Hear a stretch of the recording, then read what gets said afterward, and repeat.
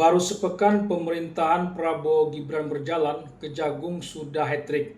Pertama, menangkap 3 hakim Pengadilan Negeri Surabaya, yakni Erin Tuada Manik, Mangapul, dan Heru Hanindyo yang memutus bebas terdakwa Ronald Tanur atas dakwaan penganiayaan yang mengakibatkan kematian kekasihnya Dini Sera Afrianti. Ketiga hakim ini diduga menerima suap sebesar 20 miliar rupiah atas putusan pembebasan Ronald Tanur di atas. Kedua masih berkaitan dengan ditangkapnya 3 hakim Pengadilan Negeri Surabaya itu, Kejagung yang juga sudah menetapkan pengacara Ronald Tanur sebagai tersangka, Lisa Rahmat, ternyata menemukan bukti bahwa ada perantara dari pengacara Ronald Tanur ini dengan Mahkamah Agung, yakni mantan pejabat di Mahkamah Agung, Zarov Richard. Yang paling mengejutkan publik, ternyata setelah menggeledah rumah Zarov Richard ini ditemukan uang sebanyak hampir 1 triliun rupiah. Artinya kasus suap 3 hakim Pengadilan Negeri Surabaya itu bukanlah satu-satunya kasus berat dugaan permainan hukum perihal putusan hakim dari tingkat pertama hingga kasasi, ada calo, bahkan lebih tepatnya mafia pengadilan yang bermain. Orang terkaya di Indonesia pun mungkin tak memiliki uang tunai sebanyak itu.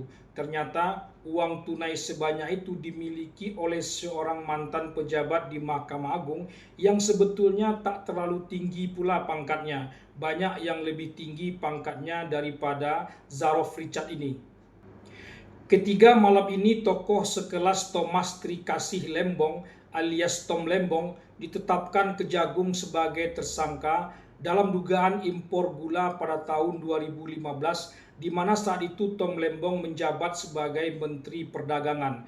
Impor gula yang seharusnya tak dilakukan karena saat itu Indonesia sedang mengalami surplus gula, tapi oleh Tom Lembong tetap saja mengizinkan impor gula pada waktu itu. Kerugian negara diperkirakan sebanyak 400 miliar rupiah. Tom Lembong adalah orang yang sangat populer, tidak saja pada saat Pilpres lalu, tapi juga pada saat Pilgub Jakarta kemarin. Ia turut membersamai Anies Baswedan agar Anies bisa maju lagi sebagai calon gubernur Jakarta.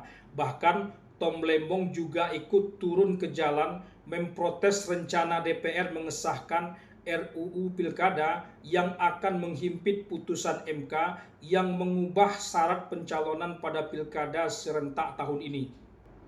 Tom Lembong juga sempat membuat Luhut Binsar Panjaitan naik pitam soal hilirisasi yang tak disetujuinya. Cawapres Gibran waktu itu secara khusus menyebut nama Tom Lembong sebagai pihak yang memberikan masukan kepada Caimin saat melakukan debat antar cawapres. Terakhir, cuitan Tom Lembong beredar setelah PDIP tak jadi mengusung Anies Baswedan di Pilkada Jakarta.